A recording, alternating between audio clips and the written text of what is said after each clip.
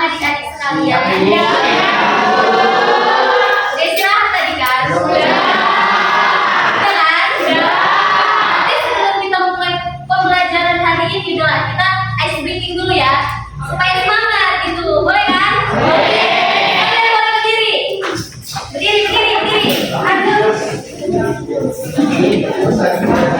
Dia langsung itu. Ya. Semua tangannya majukan ke depan satu. Ini. Iya, ini ya. Oke. Sekarang diputar ke kanan. Putar pelan, kencang.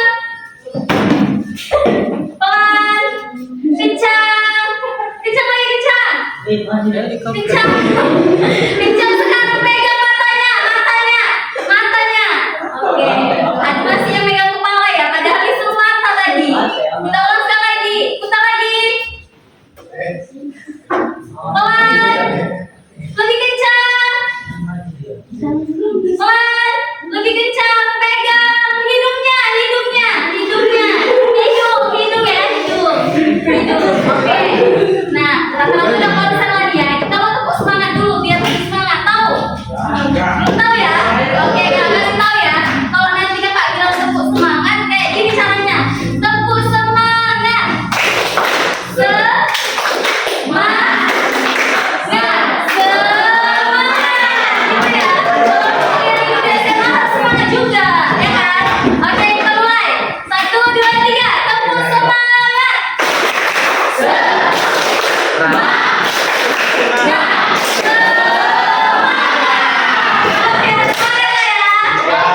Boleh ditanya nih? Boleh. Oke, sebelum kita mulai pembelajaran hari ini, Kakak mau absen terlebih dahulu ya untuk kalian. Oke. Yang pertama ada Abigail. Abigail datang. Oke, hadir. Alfredo. Angel. Saya Bu. Karine. Saya Bu. Kasir ya. Oke. Christian. Dea. Saya Bu. Dimas. Emia. Saya Bu. Fakira. Feby. Ferdinand. Gilang. Gracia. Intan. Jessica. Jonathan. Junior. Oke. Kalia ya? Kalia. Oke. Luna. M. Diki. M. Ailan. Ailan ya? Iya. Monica. Oke. Novita. Obi. Mana Obi? Okto. Tinta namanya. Putri. Rafael. Rashid. Izin ke mana? Nggak tahu, dari Malaysia. Oh, udah izin ke wali kelasnya kan? Oke. Rebecca. Rosa. Ruth. Saya Bu. Sarah. Sylvia. Tribella. Oke. Nah, berarti satu orang yang nggak hadir ya karena izin. Nah, setelah kita tadi udah tepuk semangat, Kakak harap udah semangat lah ya kan? Nah, hari ini kita mau bahas mengenai interaksi sosial dalam dinamika kehidupan sosial. Sebelumnya, Kakak kan udah bahas tentang penelitian sosial. Udah dong ya kan? Udah Kakak jelasin tentang penelitian kualitatif, penelitian kuantitatif, bahkan penelitian dari keduanya yang dipadukan. Nah, apa sih Kak kaitannya dengan interaksi sosial? Nah, itu pasti ada kaitannya dengan penelitian materi kalian sebelumnya. Nah, sebenarnya tujuannya apa sih Kak mempelajari mengenai interaksi sosial ini? Apa sih untungnya Kak gitu kan? Kalian bertanya-tanya pasti. Nah, Kakak mau tanya nih, tadi sebelum kalian berangkat ke sekolah, ada nggak melakukan interaksi sama ibu kalian, supir angkot, tukang gojek? Ada kan?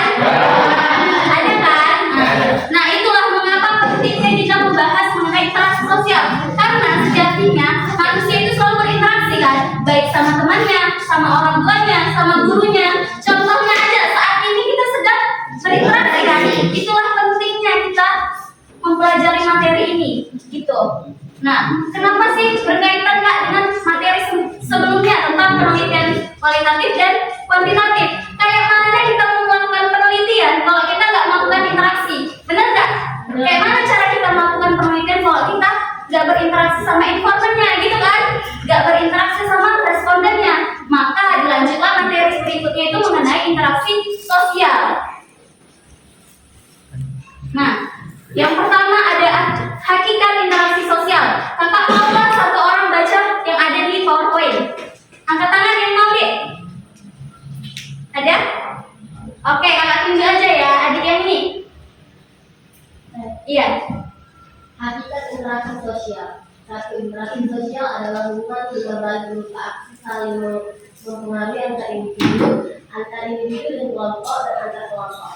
Dua, dalam hubungan tersebut individu atau kelompok bekerja sama atau berkonflik, melakukan interaksi baik formal maupun informal, baik langsung maupun tidak langsung. Tiga, dalam interaksi sosial, salah satu pihak memberikan stimulus atau aksi dan pihak lain memberikan respon atau reaksi. Oke, dari materi yang kakak tayangkan di PowerPoint ini ada sebuah pengertian mengenai interaksi sosial. Katanya di sini apa? Interaksi sosial adalah hubungan timbal balik berupa aksi saling mempengaruhi antar individu, kemudian kelompok dengan kelompok gitu. Nah, contohnya seperti kita ini. Ini kan adalah salah satu bentuk interaksi apa? Kalau dari penjelasan ini, individu dengan individu atau individu dengan kelompok? Individu dengan kelompok. Nah, itulah contoh dari interaksi sosial. Ada di salah satu pengertian kita di antara individu dengan kelompok. Katanya bentuknya itu mempengaruhi. Mempengaruhi kan nih? Apa sih maksudnya mempengaruhi tadi? Nah, mempengaruhi itu ada maksudnya seperti ini. Kakak menjelaskan materi kepada kalian supaya kalian paham. Itu kan salah satu bentuk mempengaruhi kan? Mempengaruhi mengenai materi yang kita sampaikan supaya kalian paham tujuannya. Ada aksi dan reaksi dari kalian. Gitu kan? Kakak tanya dan kalian jawab. Itulah contoh dari interaksi sosial secara sederhananya. Kemudian poin kedua, dalam hubungan tersebut individu atau kelompok bekerja sama atau berkonflik melakukan interaksi baik formal maupun informal, baik langsung maupun tidak langsung. Ternyata interaksi sosial ini dilakukan bukan hanya dalam kelompok formal seperti di sekolah, tapi juga di luar sana banyak contohnya. Kayak kita pergi ke sekolah, naik angkot, ya kan dek? Itu kan salah satu bentuk yang nggak formal kan, biasa aja. Lebih kepada informal atau non formalnya. Kita interaksinya walaupun singkat, seperti membayar ongkosnya, bilang pinggir, itu udah termasuk interaksi deh. Interaksi sosial. Nah, contoh formalnya tadi ya ini di dalam kegiatan pendidikan. Kemudian ada yang langsung maupun tidak langsung. Kenapa dibilang tidak langsung deh? Ada yang tahu? Ada? Interaksi langsung atau tidak langsung itu adik-adik. Interaksi langsung ini seperti inilah tatap muka. Ke kalian langsung kan? Langsung nih kan? Tidak ada perantaranya lagi kan? Tapi kalau interaksi tidak langsung itu beda lagi deh. Ada perantara media. Sekarang kan udah canggih, udah ada WhatsApp gitu kan, udah ada Instagram, Zoom ya kan, Google Meet. Jadi orang berinteraksi itu nggak perlu lagi langsung kayak gini. Ada media perantaranya gitu kan. Dulu waktu kalian COVID kan belajarnya. Itulah yang dimaksud dengan komunikasi langsung maupun tidak langsung. Udah bisa dibedain deh? Udah? Baru? Salah satu bentuk dari interaksi sosial tadi adanya aksi dan pihak lain respon. Seperti kakak ini di dalam kelas tadi, kakak memberikan aksi dan kalian merespon apa yang kakak tanyakan, gitu kan? Nah itu contohnya. Oke lanjut ya.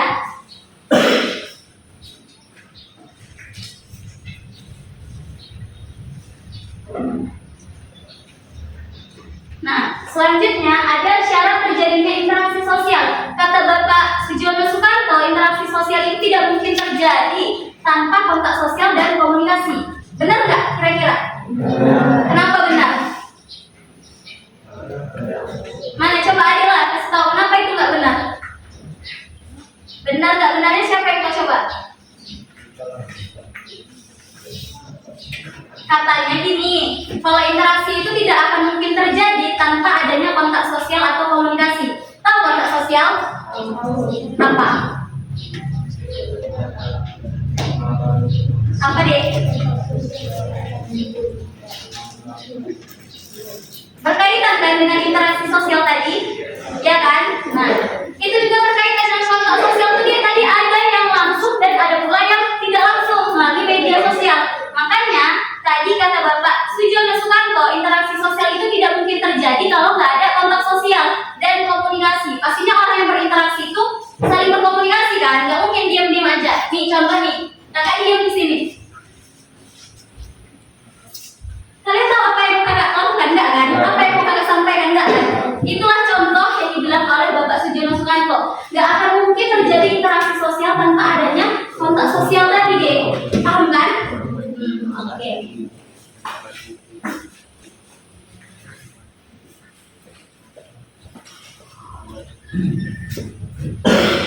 Nah, di sini cara melakukan komunikasi itu ada deh. Ada perantaranya.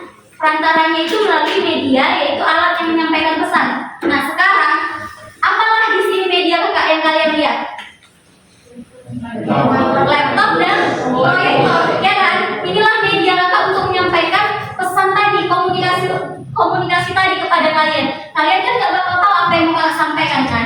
Gak mungkin hanya cerita-cerita, pasti ada medianya. Begitu juga tadi kayak kalian berkomunikasi sama teman kalian, ada medianya kan? Media apa? WhatsApp, ya kan?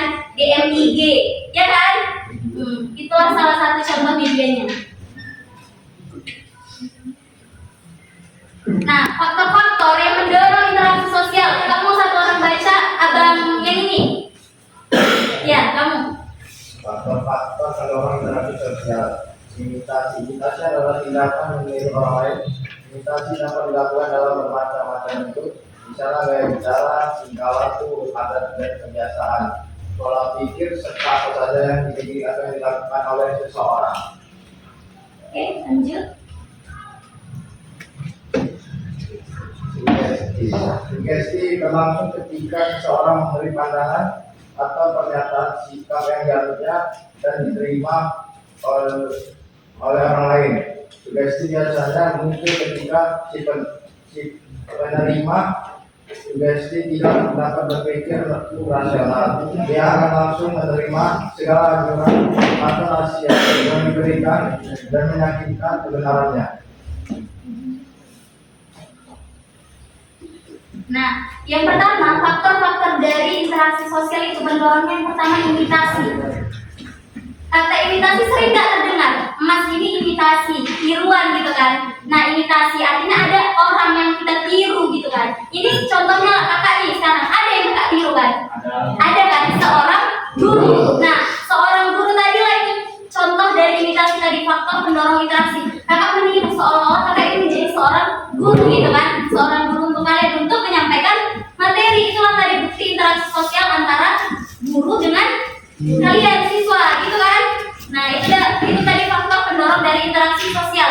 Imitasi, ada yang ditirukan kan. Kemudian sugesti. Nah, sugesti ini berhubungan dengan adanya pemberi pandangan atau pernyataan sikap yang dianut dan diterima oleh orang lain. Sugesti bisanya muncul ketika si penerima sugesti tidak dapat berpikir rasional atau ia akan langsung menerima segala anjuran atau nasihat yang diberikan dan meyakini kebenarannya. Nah, di kegiatan belajar sekarang ini, nah sebelum kita lanjut lebih jauh mengenai materi interaksi sosial tadi, kakak mau tanya sama satu orang mengenai apa sih itu tadi interaksi. Karena kan kakak udah jelas itu faktor pendorongnya, pengertiannya, contohnya. Kakak mau adik yang ini, apa sih itu dia tadi interaksi sosial? Kamu, ya, ini nih adik yang ini, yang cantik ini ya.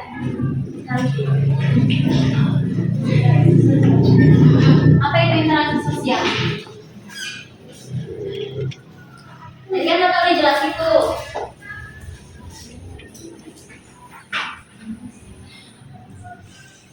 Apa itu dia? Interaksi itu cara kita berkomunikasi dengan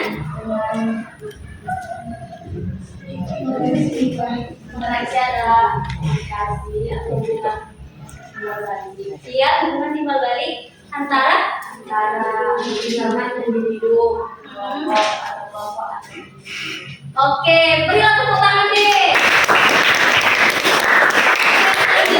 Ada yang ini. Apa tadi itu deh? Interaksi sosial. Interaksi sosial adalah cara kita untuk berbaur dengan seseorang, dengan individu atau dengan kelompok dengan cara komunikasi dan reaksi. Nanti ada adik yang belakang sana. Ini yang cewek. Iya, yang cewek sebenarnya. Ya. Satu hari ini interaksi sosialnya ngapain aja deh? Coba ceritakan dari mulai kamu bangun tidur sampai berangkat ke sekolah. Berdiri.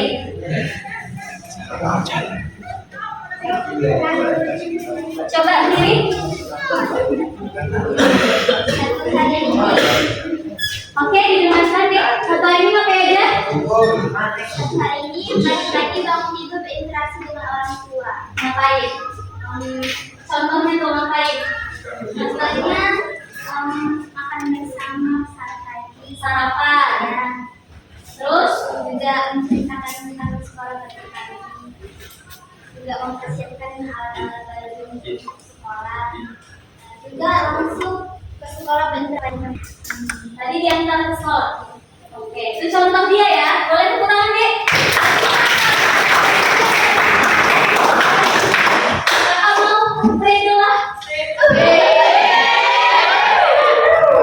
Kalau ada yang hari ini ngapain aja interaksi sosialnya? Siapa aja?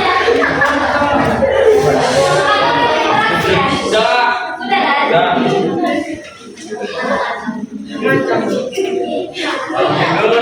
Mau tidur? Jangan lupa memasak apa? Oh, masak. Berarti kamu yang masak? Masak ibu. Kita masakan gitu. Iya. Mak, aku makan ini gitu. Terus Bicara tentang pelajaran sekolah. pelajaran apa lah yang kalian ceritakan? Pelajaran sekolah bu. Semua lah ya. Ya. Nah, terus Jangan orang tua lebih sekolah dulu. Terus berinteraksi sama kawan sekolah. siapa lah yang paling kamu ajak interaksi? Kau harus kamu paling ngapain? Ini bu. Kamu harus bantu. Ya. Oke. Terus belajar. Hari ini kita interaksi apa berdua ini? Pelajaran. Oh gitu. Oke. Oke, tepuk tangan nih buat adik ini ya. Kakak mau satu orang lagi? Ini ada yang ini. Yang megang dari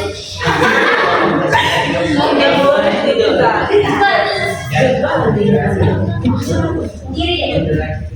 Bangun pagi langsung tidur lagi. Baik dulu. Bangun pagi. Pagi langsung masak. Oh, kamu masak? Keren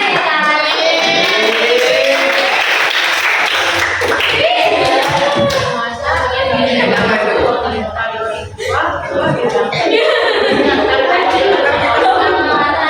Oke, hari ini udah berinteraksi sama orang tuanya dan adiknya ya kan? Nah, berarti kakak harapkan udah paham ya mengenai konsep dari interaksi sosial tadi dan contohnya. Oke.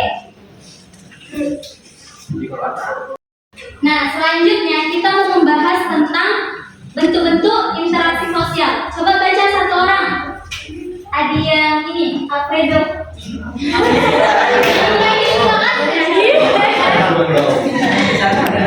Alfredo. Itu kan interaksi sosial. Interaksi sosial berlangsung dalam dua jenis proses sosial, yaitu proses asosiasi Asosiatif. mengarah pada persatuan atau interaksi sosial. Proses disosiasi yang disebut juga proses oposisi, cara melawan seseorang atau kelompok orang demi meraih tujuan tertentu.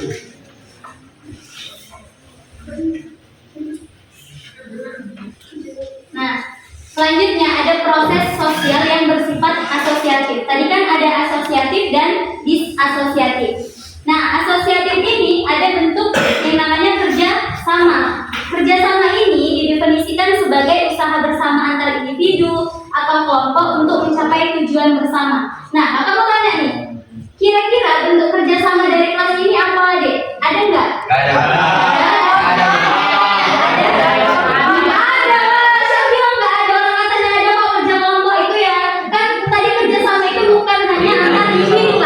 Tapi juga kelompok. Contohnya tadi kegiatan belajar kelompok itu ada tujuan yang mau dicapai, ada kerjasamanya, gitu kan? Bikin kelas. Itu contohnya ya. Contohnya aja harus ada kerjasama ya kan? Kalau kan nggak sampai, jadi tidak harmonis. Ya kan, Alfredo?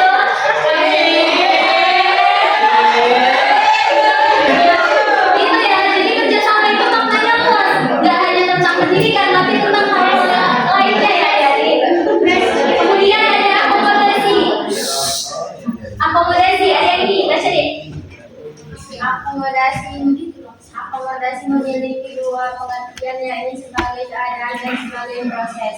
Akomodasi sebagai keadaan mengacu pada keseimbangan interaksi antar individu atau antar kelompok berkaitan dengan nilai dan norma sosial yang berlaku. Akomodasi sebagai proses mengacu pada usaha-usaha manusia untuk meredakan pertentangan agar tercipta keseimbangan.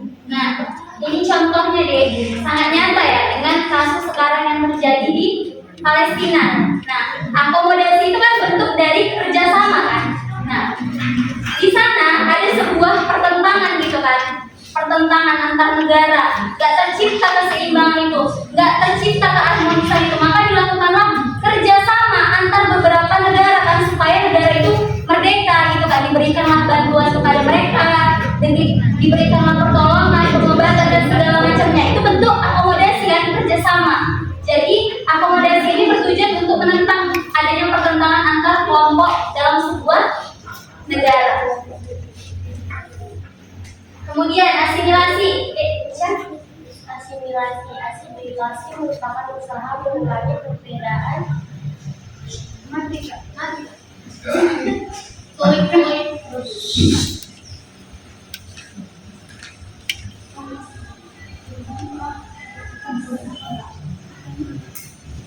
Lanjut tadi yang kita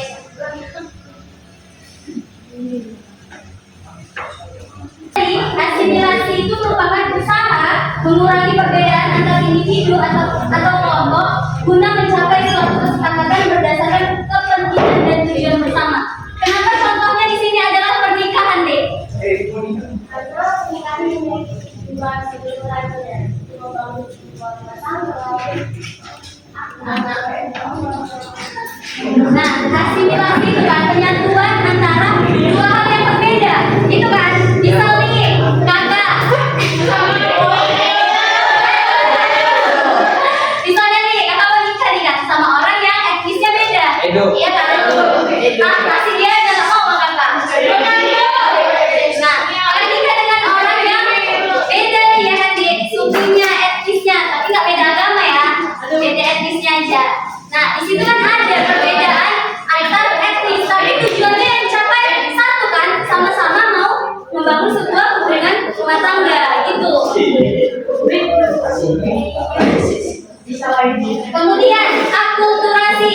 Nah, akulturasi ini ada perpaduan dua kebudayaan yang berbeda dan membentuk suatu kebudayaan baru dengan tidak menghilangkan ciri kepribadian masing-masing.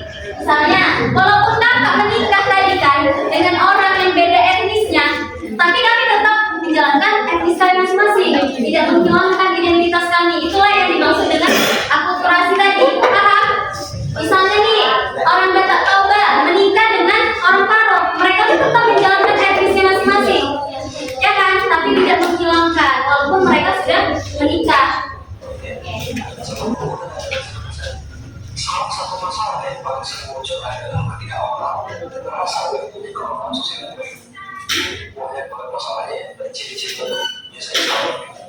Ciri-cirinya macam pertama, biasanya orang sering merasa takut kalau mulai berbicara dengan orang baru.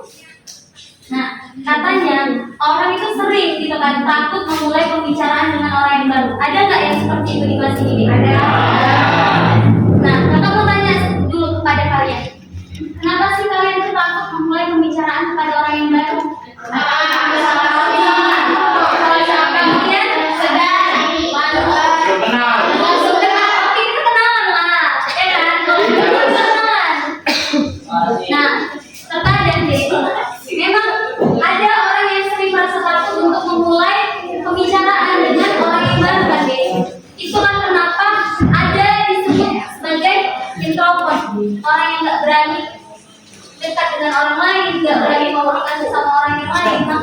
interaksi sosialnya itu nggak bagus keterampilan sosialnya.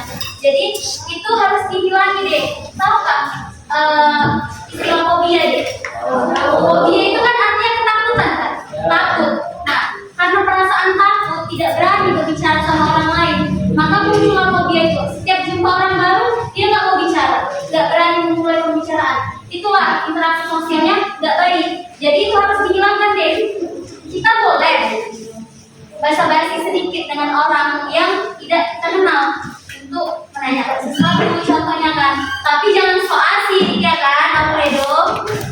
Harus pandai trik dan cara-caranya. Ini berkaitan dengan penelitian sosial kemarin kan, penelitian kualitatif ya kan, kuantitatif. Nah itu ada pendekatannya, makanya kita harus pandai melakukan pendekatan sama orang baru supaya pembicaraan yang kita sampaikan tadi nyambung gitu kan, kita berani untuk mengutarakannya. Tapi kalau misalnya kita nggak punya pendekatan dalam, maka interaksinya nggak akan berjalan.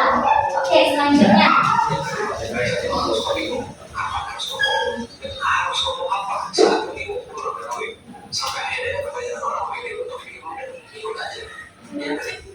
Nah, itu seringnya deh. Siapa di sini pernah nongkrong deh? Pernah nongkrong sama kawan-kawan pada kami sekolah? Nggak pernah? Pernah. Biasanya reunian kawan SMP gitu kan? Nah, kalau kalian biasanya reuni kawan SMP tuh ngomong nggak atau diam-diam aja? Diam aja. Bahas masa lalu. Oh, bahas masa lalu. Nah, kalau kita kumpul deh, supaya ada topik pembicaraan, lihatlah situasi sekitarnya, lihat lingkungan teman-teman kalian, bisa nggak diajak interaksi itu? Kalau misalnya bisa, disitulah kalian memulai pembicaraan tadi, ngerti kan?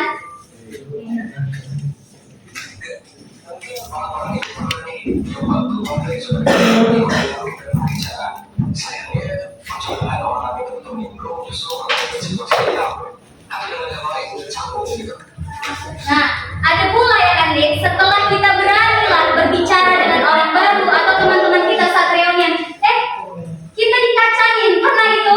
Nah, itu sering dikacangin.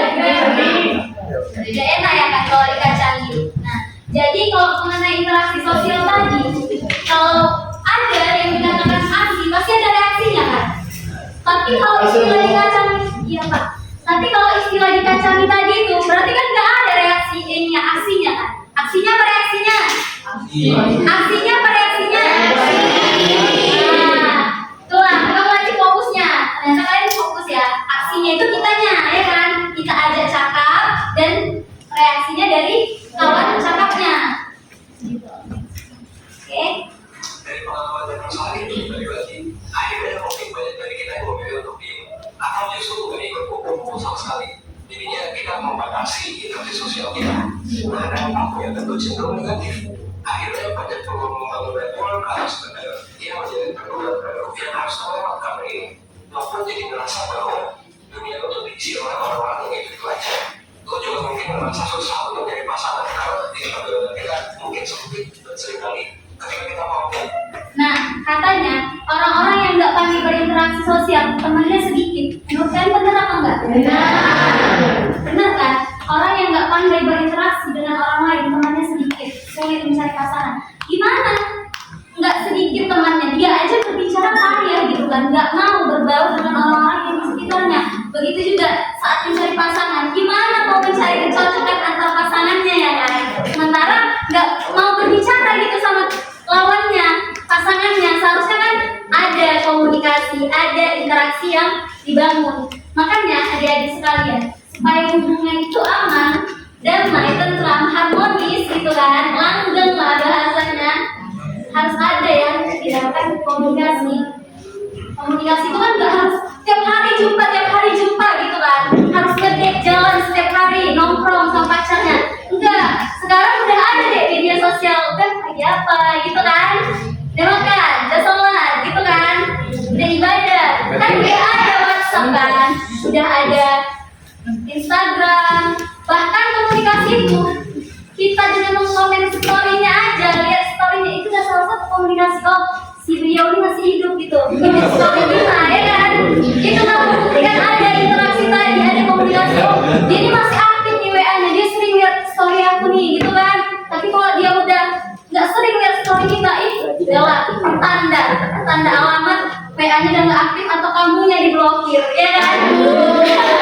Atau diarsipkan lah kamu supaya nggak bisa nengok story dari si beliau tadi, ya kan? Tapi kalau nggak pernah nengok story si Alfredo, jangan-jangan nggak di privasinya, ya?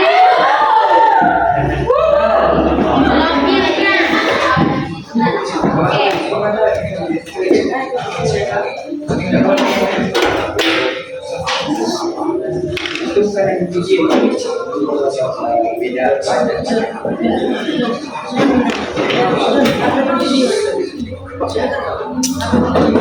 Nah, dari semua permasalahan yang ada di dalam video ini, dia nggak berani berinteraksi sama orang baru, nggak berani bercakap dan segala macamnya.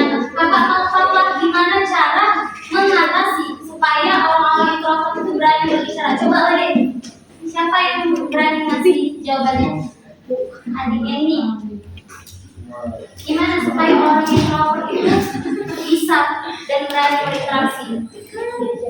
Tahu, diajak berbicara duluan. Nah, iya itu benar. Kalau kita udah mengajak orang yang pendiam, pasti nanti dia ikut bicara. Terkadang orang yang introvert itu bukan introvert ya, Dek, karena dia belum menemukan teman sefrekuensinya.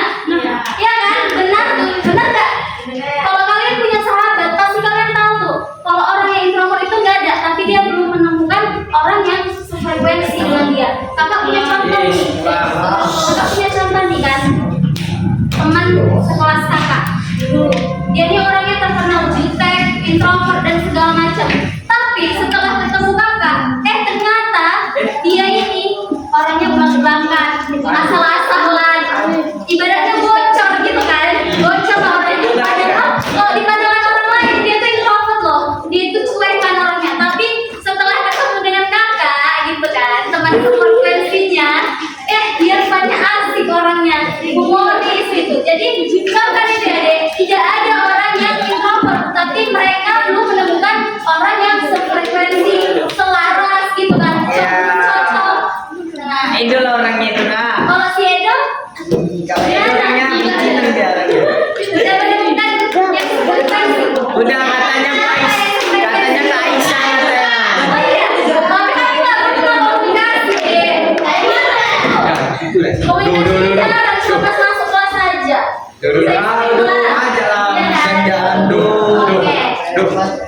Jadi yang kamu minta sebelum kita menutup materi hari ini kan sudah kita jelaskan mengenai interaksi sosial, faktor-faktornya, contohnya. Kamu minta untuk satu orang menyimpulkan mengenai interaksi sosial dan contohnya. Kakak mau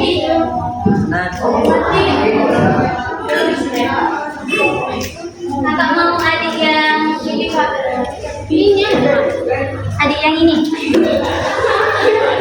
Apa sih tadi interaksi sosial, Dek? Iya, interaksi sosial.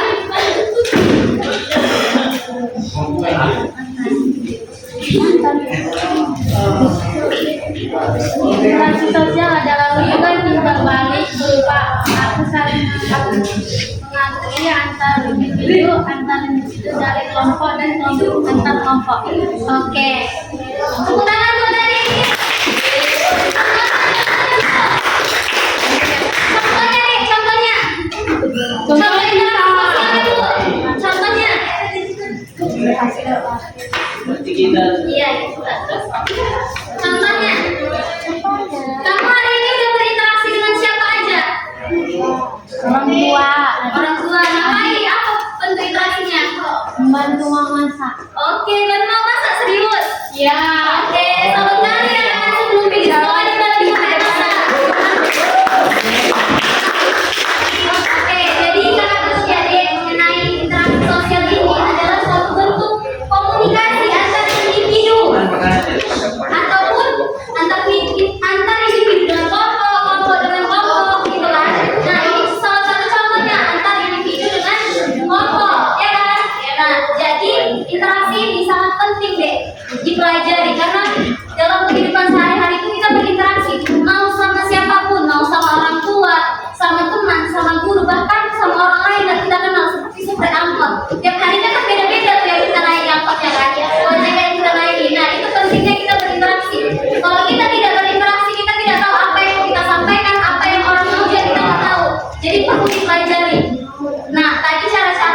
interaksi itu ada yang bentuknya asosiatif dan disasosiatif. Asosiatif itu bentuknya kerjasama, tapi kalau disasosiatif itu tidak bekerja sama, kebalikannya. Begitu ya adik-adik sekalian. Oke, semoga apa yang kakak sampaikan dapat kalian pahami. Terima kasih. Assalamualaikum warahmatullahi wabarakatuh. Selamat siang. Pulang.